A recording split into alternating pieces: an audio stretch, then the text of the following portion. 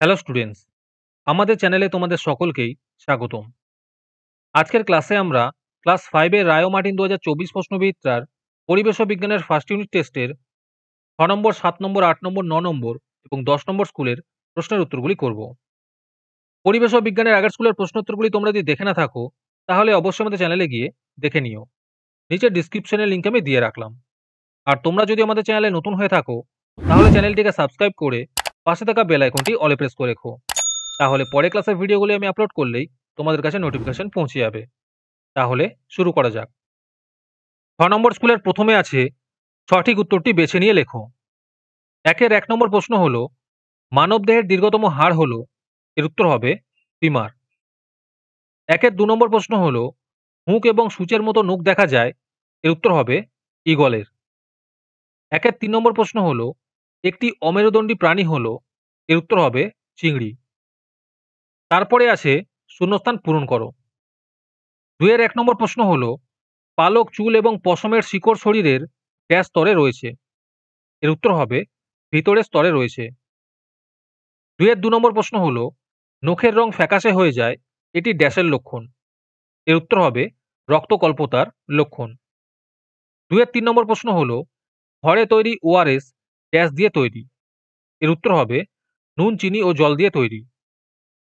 2 এর 4 নম্বর প্রশ্ন হলো ভারতীয় বাইসন ড্যাশ বনে পাওয়া যায়, এর উত্তর হবে জলদাপাড়ার বনে পাওয়া যায়।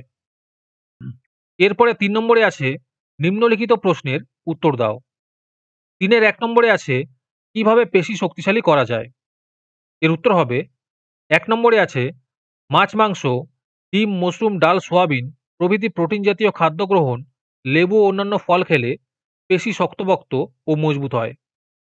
2 নম্বরে আছে নিয়মিত ব্যায়াম করলে মাঝে মাঝে হাত ও পা টান করে ছেড়ে দিলে পেশি লম্বায়, বড় ও মজবুত হয়। 3 এর 2 নম্বর প্রশ্ন হলো কোন রাসায়নিক জলকে বিশুদ্ধ করে এবং দূষককে ভেঙে দেয়, এর উত্তর হবে পটাশিয়াম পারম্যাঙ্গানেট।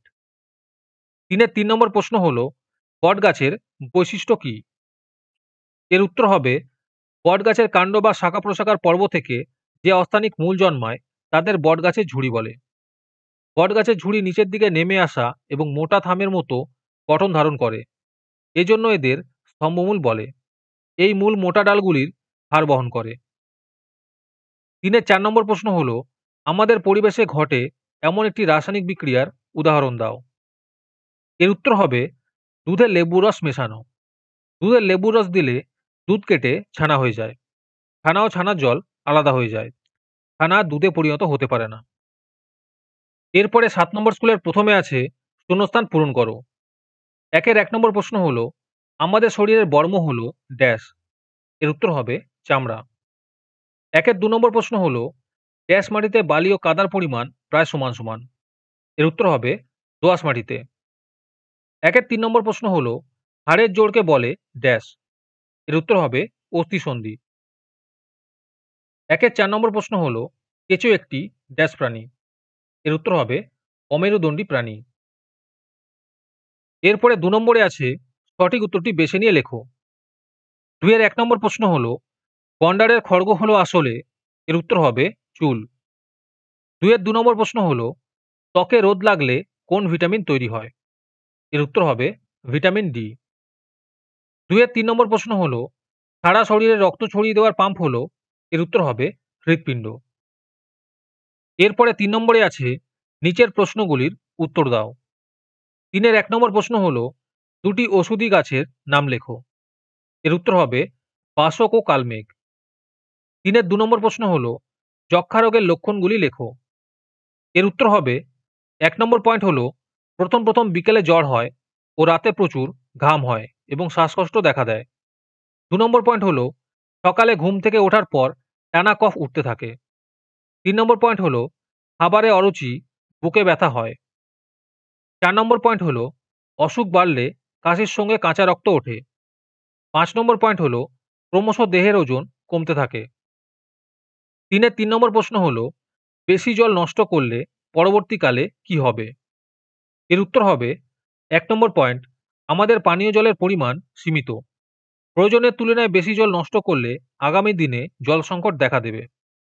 2 নম্বর পয়েন্ট হলো চাষের কাজ বা ঘরের গৃহস্থলীর কাজে জল ব্যবহার প্রয়োজন মতো করতে হবে, নতুবা আগামী দিনে জলের অভাবে চাষবাসের কাজ ও গৃহস্থলী পরিষ্কার পরিচ্ছন্নতার কাজ ব্যাহত হবে।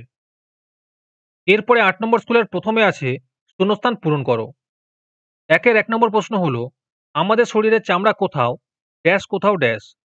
এর উত্তর হবে কোথাও পাতলা কোথাও পুরু। একের ২ নম্বর প্রশ্ন হলো, কাদার কণা বেশি থাকে ড্যাশ মাটিতে। এর উত্তর হবে এঁটেল মাটিতে। এরপরে ২ নম্বরে আছে সঠিক উত্তরটি নির্বাচন করো। ২ এর ১ নম্বর প্রশ্ন হলো, কোন প্রাণীর পা নেই? এর উত্তর হবে কেঁচো।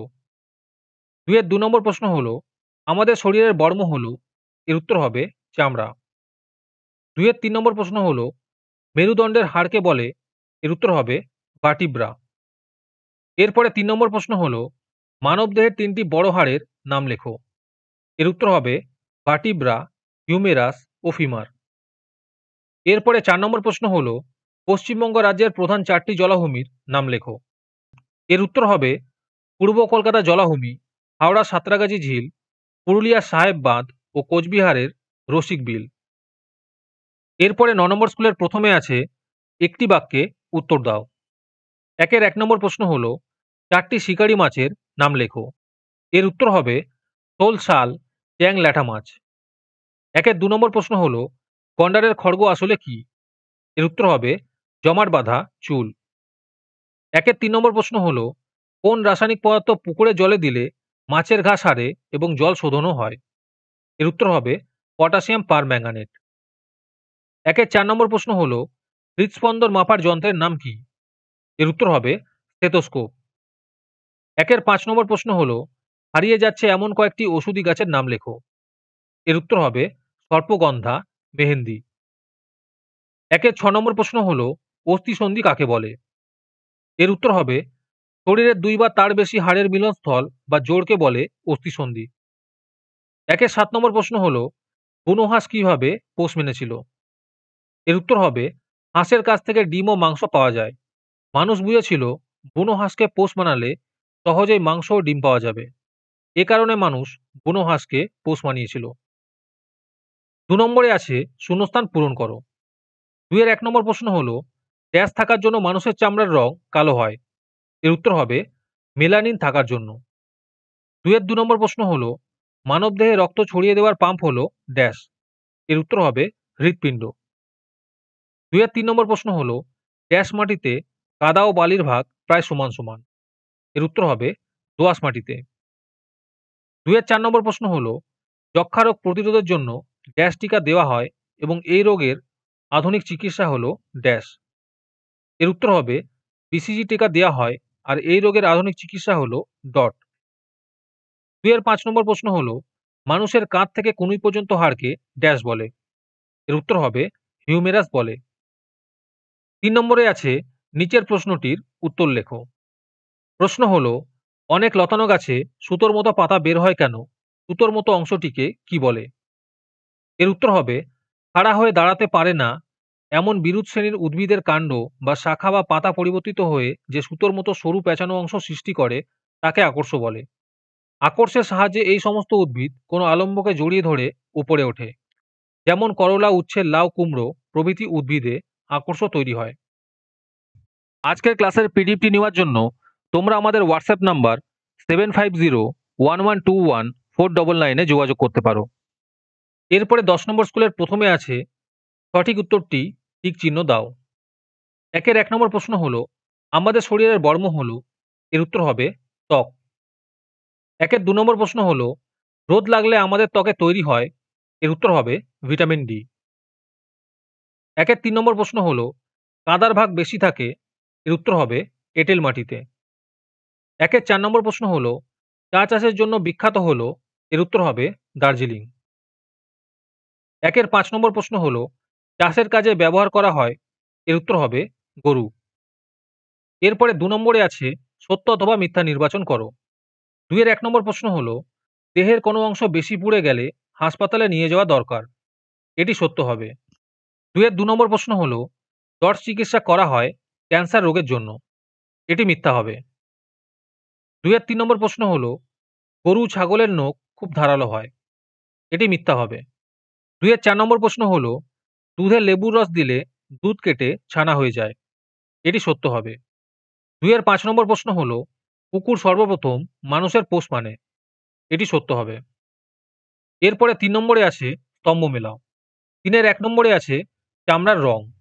এর উত্তর হবে মেলানিন। ৩ এর ২ নম্বরে আছে মেরুদণ্ডী প্রাণী। এর উত্তর হবে বিড়াল। ৩ এর ৩ নম্বরে আছে যক্ষ্মা। এর উত্তর হবে বায়ুবাহিত রোগ। ৩ এর ৪ নম্বরে আছে কম্পোস্ট। এর উত্তর হবে জৈব সার। আজকের ক্লাসের ভিডিও তোমাদের ভালো লেগে থাকলে অবশ্যই একটি লাইক এবং বন্ধুদের কাছে শেয়ার করে দিও। পরের স্কুলগুলির প্রশ্নোত্তরের ভিডিও তাড়াতাড়ি পেতে চ্যানেলটিকে অবশ্যই সাবস্ক্রাইব করে রেখো। তাহলে দেখা হচ্ছে পরের ক্লাসে।